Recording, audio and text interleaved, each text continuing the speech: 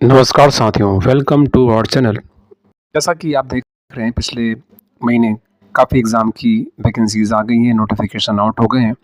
जैसे कि banking sector के अंदर कई एग्ज़ाम जो हैं वो स्टार्ट हो गए हैं और कुछ एग्ज़ाम स्टार्ट होने वाले हैं। आईबीपीएस पीओ का नोटिफ़िकेशन आउट हो गया है और बहुत जल्द आपके सामने कई एग्ज़ाम जैसे एसबीआई क्लर्क और आरआरबीज़ के एग्ज़ाम आपको देखने को मिलेंगे।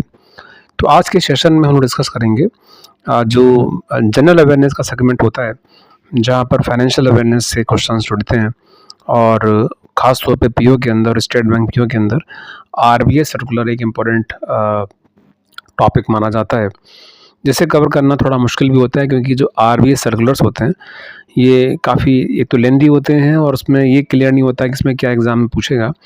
तो कुछ सेलेक्टिव आरबीआई सर्कुलर्स को आज हम डिस्कस करेंगे और ये आगे वीडियो आते रहेंगे।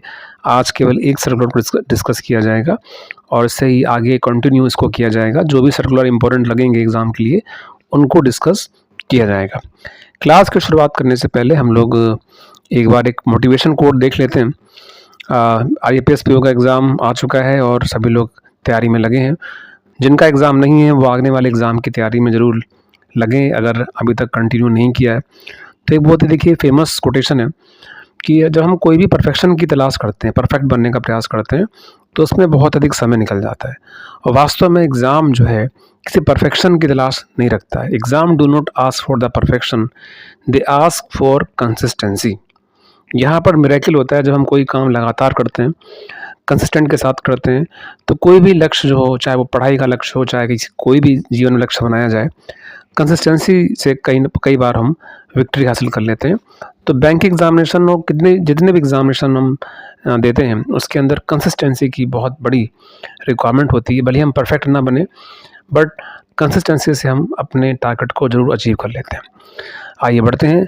पहले हम लोग देखेंगे कि जो इस बार का नोटिफ़िकेशन आउट हुआ है और पहले भी 2025 में भी आप देखेंगे जो आईबीपीएस पीओ का नोटिफ़िकेशन आउट हुआ था, इसके अंदर जो मेन सेगमेंट होता है आपका, मेन सेगमेंट के अंदर जीए सेगमेंट जहाँ पर मेंशन होता है, वहाँ पर आप देख पा रहे होंगे आरबीआई सर्कुलर का एक कॉलम अलग से दिया गया है। 2025 में भी था और ये 26 में भी यहाँ पर आरबीआई सर्कुलर दिया गया है।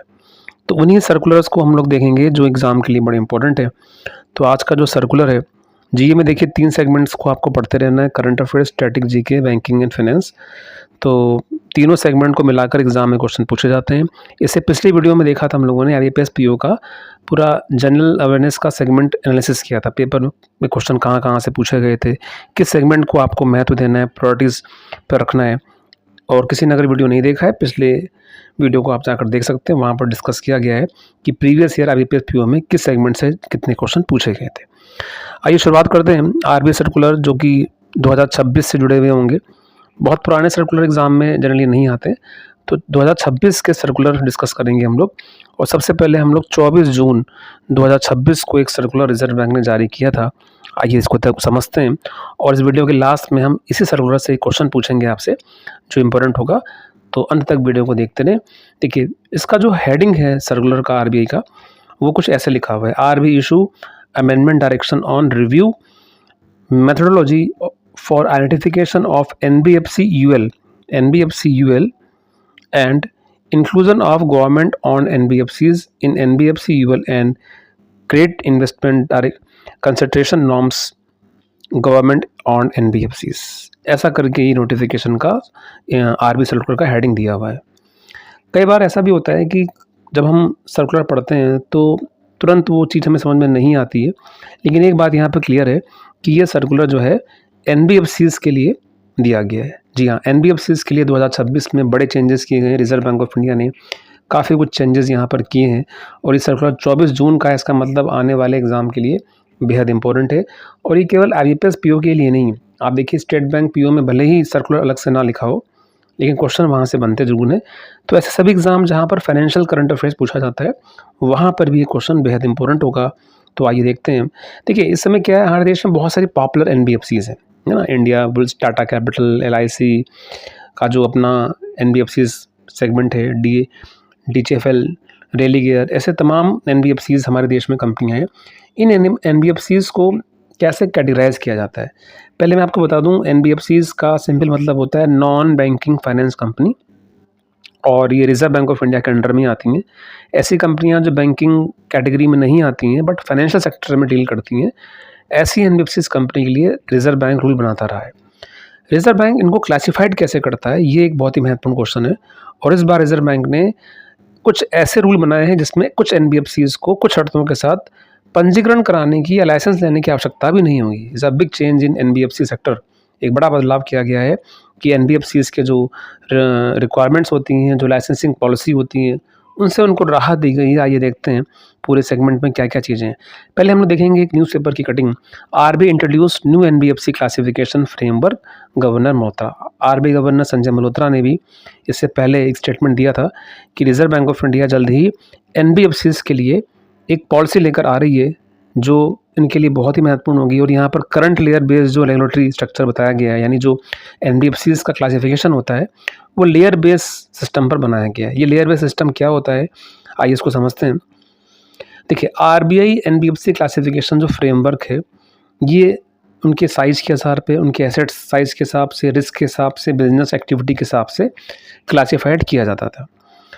अच्छा, नया जो फ्रेमवर्क आया है एनबीएफसीज को क्लासिफाइड करने का, यानी एनबीएफसीज कितने तरह की होंगी, वो क्यों लाया गया है, उसका पहला कारण है to ensure better supervision of large and risky NBFCs. जो एनबीएफसी बहुत बड़ी हैं, जहाँ रिस्क हो सकता है, उनका सुपरविजन अच्छा किया जाए, उनका ऑब्जर्वेशन बेहतर तरीके से किया जाए ताकि फ्यूचर में कोई रिस्क ना हो। Second, to provide simple regulation for the smaller NBFCs. जहाँ पर बड़ी एनबीएफसीज को रिस्क का खतरा होता है, काफ़ी फाइनेंशियल रिस्क होने के चांसेस होते हैं, वहीं छोटी एनबीएफसीज के जो रूल्स हैं वो सिंपल किए जाएँ, आसान किए जाएँ। और तीसरा है to strengthen financial system and improve risk management. Financial management को स्ट्रेंथ देना, उनको मजबूती देना ताकि उनका रिस्क मैनेजमेंट बहुत बढ़िया हो सके, जो हमारी इकोनॉमी के लिए भी बहुत इम्पोर्टेंट है। ये सब मेन ऑब्जेक्टिव हैं ये नया स्ट्रक्चर जो लाया गया एनबीएफसीज के लिए, उनके लिए। अब आते हैं सीधे मुद्दे पर आते हैं। इस पूरे अगर हम सर्कुलर को पढ़ें तो सबसे मेन बात जो निकल कर आती है वही आती है कि रिजर्व बैंक ऑफ इंडिया का जो क्लासिफिकेशन है अपर लेयर, एनबीएफसीज के अंदर एक कैटेगरी आती है UL. UL means upper layer, जैसा कि हम लोगों ने सर्कुलर की हेडिंग में देखा था। तो 24 जून को रिजर्व बैंक ने यहाँ पर बोला है बिल्कुल आसान भाषा में कि ऐसी एनबीएफसीज जिनका मार्केट कैपिटल, यानी उनका जो एसेट साइज है अगर 1 लाख करोड़ से ऊपर होगा, कितना, 1 लाख करोड़ से ऊपर होगा, उनको या उससे ज़्यादा होगा, उनको ऑटोमेटिक तरीके से एनबीएफसीज की अपर लेयर में शामिल कर लिया जाएगा। यानी ऐसी एनबीएफसीज, अच्छा पहले क्या था, डिफरेंट तरह के रूल होते थे, डिफरेंट तरह के रूल होने के बाद उनको क्लासिफाइड किया जाता था। अब सिंपल एक फंडा उन्होंने बनाया है कि अगर किसी एनबीएफसीज का जो कैपिटल है वो 1 लाख करोड़ से ऊपर अगर होगा एसेट साइज, तो उसको हम लोग एनबीएफसी ट्रीट करेंगे। तो एसेट में आपको ध्यान रखना है 1 लाख करोड़ से ऊपर होने पर उसको एनबीएफसी अपर लेयर में शामिल किया जाएगा, और ये रूल 24 जून से एप्लीकेबल हो चुका है। अच्छा, पहले क्या प्रोविज़न थे, आइए देख लेते हैं। Replacing the old rules. पहले रूल ये था कि पहले एनबीएफसीज का जो मेथड होता था बांटने का, क्लासिफाइड करने का, वो पैरामीटर बेस पे होता था, पैरामीटर असेसमेंट होता था इनका, और उसके हिसाब से उनको एनबीएफसीज में कैटेगराइज किया जाता था। अब ये हो गया है आपका, यहाँ पर सीधे 1 लाख करोड़ से ऊपर अगर हैं तो सीधे उनकी एंट्री एनबीएफसी अपर लेयर में हो जाएगी। सेकंड पॉइंट ये है कि एनबीएफसीज अपर लेयर में बनी रहेंगी, इसका रिव्यू भी होगा, समीक्षा भी की जाएगी। और पहले समीक्षा जो होती थी आपकी वो 5 साल में होती थी, अब इसको घटाकर 3 साल कर दिया गया है। यहाँ पर क्वेश्चन पूछ सकता है कि नए एनबीएफसीज रूल के अंतर्गत जो एनबीएफसीज अपर लेयर का क्लासिफिकेशन का रिव्यू है ना, वो कितने समय के गैप पर किया जाएगा, तो अब 3 साल, जो कि पहले था 5 साल।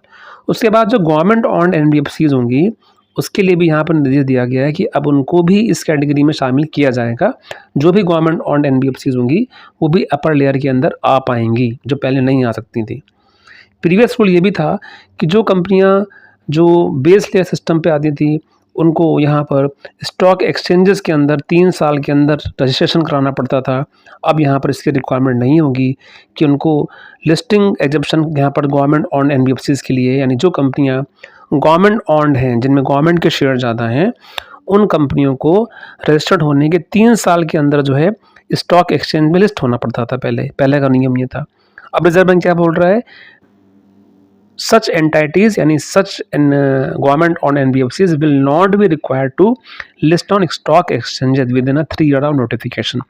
यानी अपने नोटिफिकेशन के 3 साल के अंदर उनको अब स्टॉक एक्सचेंज में रजिस्टर्ड होने की आवश्यकता नहीं होगी। ये इसकी समरी है, ठीक है, इसको में ध्यान रखना है। अब ये SBR की फुल फॉर्म देखिए एग्जाम में आ चुकी है। ये स्केल बेस्ड रेगुलेशन जो बांटा गया है NBFCs को, वो कैसे बांटा गया देखिए।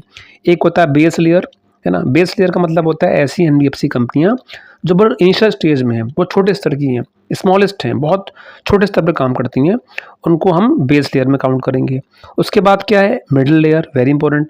मिडिल लेयर का क्राइटेरिया क्या है, यहाँ पर मिडिल लेयर में रखा गया है 1000 करोड़ से, यहाँ पर हमें ऊपर की बात की गई है। 1000 करोड़ से अगर ऊपर का एसेट है तो उसको मिडिल लेयर में काउंट किया जाएगा। अच्छा, यहाँ पर क्या है, बेस लेयर में 1000 करोड़ रुपए से नीचे की बात होगी, अप टू 1000 करोड़, और मिडिल लेयर में 1000 करोड़ एंड अबव। और अपर लेयर जो अभी हमने देखा वहाँ पर है क्या, 1 लाख करोड़ एंड अबव। इसी के बाद रिजर्व बैंक ने यहाँ पर की है कि सीधे उन कंपनियों को अपर लेयर में शामिल किया जाएगा जो 1 लाख करोड़ या उससे ऊपर के एसेट साइज में होंगी। यही एक महत्वपूर्ण क्वेश्चन एग्जाम में देखिए पूछ सकता है। हम इस वीडियो के लास्ट में जानेंगे क्वेश्चन कैसा आएगा। अच्छा, टॉप लेयर जो है अभी तक इसमें कोई भी कंपनी शामिल नहीं की गई है। टॉप लेयर का मतलब ये हो गया कि ऐसी कंपनी है इंडिया में जो बहुत हाई रिस्क कंपनी है, जहाँ पर इसकी संभावना बहुत ज़्यादा है, उसके लिए एक लेयर बनाई गई है टॉप लेयर, जिसमें अभी कोई भी कंपनी शामिल नहीं है। अभी ये केवल वैकेंट है, अभी खाली है। तो ये आपने देखा SBR means scale based regulation कैसे किया जाता है NBFCs में। फिर से देख लेते हैं, base layer, middle layer. Base layer means 1000 crore से नीचे, मिडिल लेयर मतलब 1000 करोड़ या उससे ऊपर, अपर लेयर मतलब 1 लाख करोड़। ठीक, ये पॉइंट हमें ध्यान रखना है। एक और बड़ा बदलाव रिजर्व बैंक ने किया है, recent registration exemption is a very important question. Unregistered type, यानी यहाँ पर 2 तरह की कंपनियां होंगी NBFCs, एक रजिस्टर्ड और एक अनरजिस्टर्ड टाइप 1 NBFCs। यहाँ पे हमें ध्यान रखना है, ऐसी कंपनियां जो 1000 करोड़ से कम की होंगी और उनके पास कोई भी कस्टमर इंटरफेरेंस नहीं होगा, पब्लिक फंड नहीं होगा, ऐसी कंपनियों के लिए राहत दी है रिजर्व बैंक ने कि अब वो उनके लिए आवश्यकता नहीं है कि वो रिजर्व बैंक से पंजीकरण कराएं, रजिस्ट्रेशन कराएं। तो उनको रजिस्ट्रेशन की जो बाध्यता थी, जो कंपल्शन था, वो हटा दिया गया है, जिससे कि NBFC से काम करना आसान हो जाएगा। लेकिन एक शर्त है, शर्त क्या है कि उनका एसेट साइज 1000 करोड़ से ज़्यादा नहीं होना चाहिए, पब्लिक फंडिंग उनके पास नहीं होनी चाहिए, कस्टमर इंटरफेरेंस उनके पास नहीं होना चाहिए। ये एक बहुत ही महत्वपूर्ण पॉइंट है। ऐसी कंपनियों को पंजीकरण कराने से राहत दी गई है। तो ध्यान दीजिएगा, 2 बड़े बदलाव किए गए हैं। एक 1 लाख करोड़ वाली कंपनियां सीधे अपर लेयर में शामिल हो जाएंगी, और दूसरा हमें ध्यान रखना है कि जो कंपनियां 1000 करोड़ से नीचे हैं, पब्लिक फंडिंग उनके पास नहीं है, उन कंपनियों को रजिस्ट्रेशन कराने के जो तामझाम होते थे उससे उनको बाहर रखने की बात कही गई है। 31 दिसंबर 2026 तक ऐसे सभी जो कंपनियां हैं वो अपना रजिस्ट्रेशन सरेंडर कर सकती हैं और इस नियम का फ़ायदा उठा सकती हैं। आइए देखते हैं आने वाले State Bank exam PO mains में या फिर IBPS के PO मेंस में क्वेश्चन कैसे पूछेगा इस सर्कुलर से। आइए देखते हैं, क्वेश्चन पढ़िए। देखिए, according to the RBI revise scale based regulation framework issued in June 2026, NBFCs which an asset size 1 lakh crore और more will be the classified under the which layer। जून 2026 में रिजर्व बैंक के द्वारा संशोधित स्केल बेस्ड रेगुलेशन, ध्यान दीजिएगा SBR की full form पूछ सकता है, और ये उसी क्वेश्चन को डिज़ाइन किया गया है जैसे कि एग्जाम में क्वेश्चन पूछते हैं, उसी फ्रेमवर्क में क्वेश्चन को तैयार किया गया है। तो आपको बताना है किस कैटेगरी में कैटेगराइज किया जाएगा। बिल्कुल आसान प्रश्न है। अभी हम लोगों ने देखा है कि 1 लाख करोड़ वाली जो कंपनियां होंगी उनको शामिल किया जाएगा अपर लेयर के अंदर। ऑप्शन सी यहाँ पर जो है आपका सही आंसर हो जाएगा। और ये रूल लागू हो गया है जून 2026, ठीक है, 24 जून से नियम लागू हो चुका है। तो इसको ध्यान रखिएगा, this is a very important circular जो कि रिजर्व बैंक ने अभी जारी किया है जून के महीने में, तो इसको हमें ध्यान रखना है। दूसरा देख लेते हैं। दूसरा क्वेश्चन बन सकता है NBFCs क्लासिफिकेशन का जो इफेक्टिव डेट है, कब से लागू हुआ है। तो ये आपने भी देखा 24 जून, इस तरीके से प्रश्न बनाए जा सकते हैं। तो ये सर्कुलर जो था NBFC के ऊपर था। अगर ये वीडियो आपको पसंद आया तो इसको आप ज़रूर देखें और उसके नोट्स बना लें, और अगर आपको इसमें कोई सलाह सजेशन है उसको भी दे सकते हैं। तो ऐसे हम लोग कोशिश करेंगे कि आने वाले वीडियो में जब भी टाइम मिलेगा तो ऐसे कुछ सर्कुलर जारी किए जाएंगे जो आपके एग्ज़ाम के लिए इम्पोर्टेंट हो सकते हैं। तो ये था आरबी सर्कुलर का क्लास नंबर 1। ऐसे ही आगे कई सर्कुलर जो आगे महत्वपूर्ण होंगे उनको हम लोग डिस्कस करेंगे और जो आपके एग्ज़ाम के लिए बेहद इंपॉर्टेंट हो सकते हैं। तो आज के लिए इतना ही, नेक्स्ट वीडियो में कोई अगला सर्कुलर देखेंगे। आज के लिए इतना ही। थैंक यू, धन्यवाद।